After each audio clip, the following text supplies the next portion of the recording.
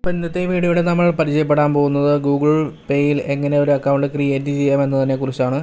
അപ്പോൾ അത് നിങ്ങൾക്ക് സ്റ്റെപ്പ് ബൈ സ്റ്റെപ്പായിട്ട് ഞാൻ നിങ്ങൾക്ക് പറഞ്ഞുതരാം. ഫസ്റ്റ് ഓഫ് ഓൾ, നിങ്ങൾ മൊബൈൽ യൂസ് ചെയ്യുന്നവരാണെങ്കിൽ ഗൂഗിൾ പ്ലേ സ്റ്റോറിൽ കയറിയതിനു ശേഷം ഇതുപോലെ തന്നെ ഗൂഗിൾ പേ ഡൗൺലോഡ് ചെയ്യുക. ഞാനിവിടെ ഓൾറെഡി ഡൗൺലോഡ് ചെയ്തിട്ടുണ്ട്. അവിടെ നിങ്ങൾക്ക് അപ്ഡേറ്റ് ചെയ്യാനുള്ള ഓപ്ഷൻ നിങ്ങൾക്ക് കാണാനായിട്ട് കഴിയും. അപ്ഡേറ്റ് ഉണ്ടെങ്കിൽ, അല്ലാന്നുണ്ടെങ്കിൽ നേരെ ഗൂഗിൾ പേ ഓപ്പൺ ചെയ്യുക. അപ്പോൾ ഇവിടെ നിങ്ങൾക്ക് ഫോൺ നമ്പർ ടൈപ്പ് ചെയ്ത് കൊടുക്കേണ്ടതായിട്ട് വരും. നിങ്ങളുടെ മൊബൈൽ നമ്പർ ഇവിടെ ടൈപ്പ് ചെയ്ത് കൊടുത്തതിന് ശേഷം നെക്സ്റ്റ് അടിക്കുക. ഇവിടെ ടേംസും കണ്ടീഷൻസും നമ്മൾ ആക്സെപ്റ്റ് എന്ന് പറഞ്ഞ് കൊടുക്കുക.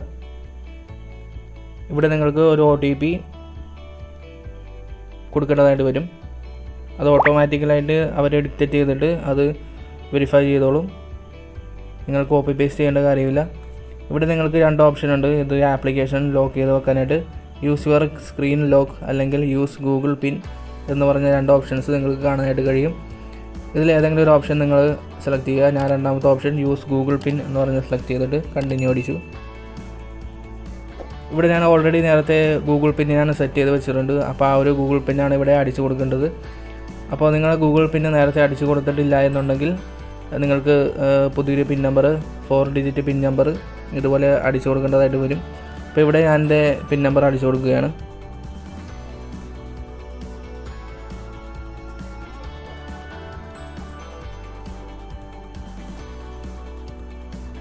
അടിച്ചു കൊടുത്തു. അപ്പോൾ ഇവിടെ നിങ്ങൾക്ക് കാണാനായിട്ട് കഴിയും.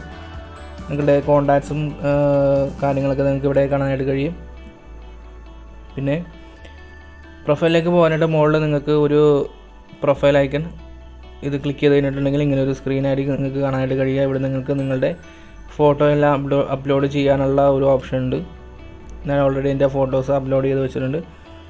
പക്ഷേ ഇവിടെ നിങ്ങൾക്ക് കാണാനായിട്ട് കഴിയും ബാങ്ക് അക്കൗണ്ട് എന്ന് പറഞ്ഞൊരു ഓപ്ഷൻ, ആദ്യത്തെ ഓപ്ഷൻ. ഇവിടെ കാണാനായിട്ട് കഴിയും ഒരു റെഡ് കളറിലെ എക്സ്ക്ലമേഷൻ മാർക്ക്. അവിടെ ക്ലിക്ക് ചെയ്യുക. ഞാൻ ഓൾറെഡി ഒരു ബാങ്ക് അക്കൗണ്ടുമായിട്ട് ലിങ്ക് ചെയ്തിട്ടുണ്ട്. പക്ഷേ ആ ഒരു ബാങ്ക് അക്കൗണ്ട് ഇപ്പോൾ ആക്റ്റീവ് അല്ല. അതാണ് ഇവിടെ കാണിക്കുന്നത്. ഇപ്പോൾ നിങ്ങൾ ബാങ്ക് അക്കൗണ്ടുമായിട്ട് ലിങ്ക് ചെയ്തിട്ടില്ല എന്നുണ്ടെങ്കിൽ നിങ്ങളുടെ കാർഡ് നമ്പറൊക്കെ അടിച്ചു കൊടുത്തിട്ട് നിങ്ങളുടെ ക്രെഡിറ്റ് കാർഡിൻ്റെ നമ്പർ പിന്നെ എക്സ്പയറി ഡേറ്റ് ഇതെല്ലാം അടിച്ചു കൊടുത്തതിന് ശേഷം നിങ്ങൾക്ക് ബാങ്ക് അക്കൗണ്ട് ലിങ്ക് ചെയ്യാവുന്നതാണ്.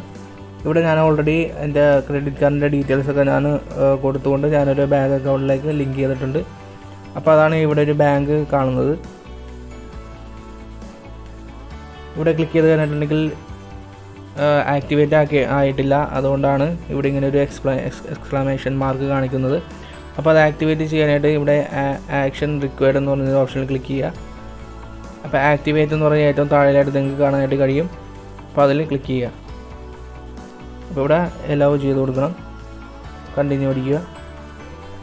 പെർമിഷൻസ് എല്ലാം എലോ ചെയ്ത് കഴിയുമ്പോൾ ഇവിടെ കാണിക്കുന്നത് കാർഡ് സെൻഡ് SMS സെറ്റ് ചെയ്യാൻ കഴിഞ്ഞിട്ടില്ലെന്നാണ്. അപ്പോൾ റീട്രൈ ചെയ്ത് കൊടുക്കുക. കിട്ടുന്നത് വരെ നിങ്ങൾ റീട്രൈ ചെയ്യുക.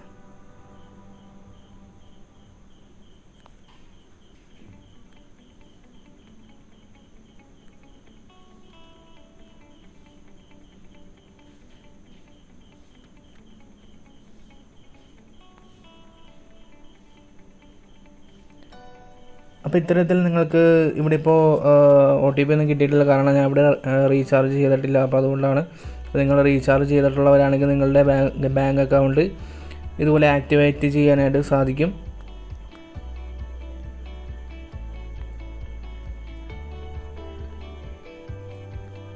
അപ്പോൾ ഇത് കൂടാതെ നമുക്കിവിടെ ധാരാളം യൂസേഴ്സിനെ കാണാനായിട്ട് കഴിയും. ഇപ്പോൾ നിങ്ങൾക്ക് നിങ്ങളുടെ ബില്ലടക്കാനാണെങ്കിൽ ഇതുപോലെ ധാരാളം ഓപ്ഷൻസ് ഉണ്ട്. ബില്ലെന്ന് പറയുന്ന ഓപ്ഷൻ ഉണ്ട്. അവിടെ ക്ലിക്ക് ചെയ്ത് കഴിഞ്ഞിട്ടുണ്ടെങ്കിൽ നിങ്ങൾക്ക് ബില്ലടക്കാനായിട്ട് സാധിക്കും. അതുപോലെ നിങ്ങൾക്ക് മൊബൈൽ റീചാർജ് ചെയ്യണമെങ്കിൽ ഇതുപോലെ റീചാർജ് ചെയ്യാനായിട്ടുള്ള ഓപ്ഷൻ കാണിക്കും. പിന്നെ ഇലക്ട്രിസിറ്റി ബില്ല്, പിന്നെ കേബിൾ ടിവിയുടെ പൈസ ആണെങ്കിലും ഗ്യാസിൻ്റെ പൈസ ആണെങ്കിലും നിങ്ങൾക്ക് ഇവിടെ ഒത്തിരി ഓപ്ഷൻസ് ഉണ്ട്. ലോണും കാര്യങ്ങൾ ഇതൊക്കെ ബില്ലടക്കാനായിട്ട് വളരെ യൂസ്ഫുൾ ആയിട്ടുള്ളൊരു ആപ്ലിക്കേഷനാണിത്. അതുകൂടാതെ ഇവിടെ ധാരാളം ഓപ്ഷൻസ് ഓൾറെഡി ഉണ്ടാവും. സൊമാറ്റോ, അങ്ങനെ കുറേ ഓപ്ഷൻസ് നിങ്ങൾക്ക് കാണാനായിട്ട് കഴിയും. മുകളിൽ ധാരാളം ടാബ്സ് ഉണ്ട്. അപ്പോൾ ഡൊണേഷൻസ് വല്ലതും ചെയ്യാനാണെങ്കിൽ അതിനുള്ള ഓപ്ഷൻസും ഉണ്ട്.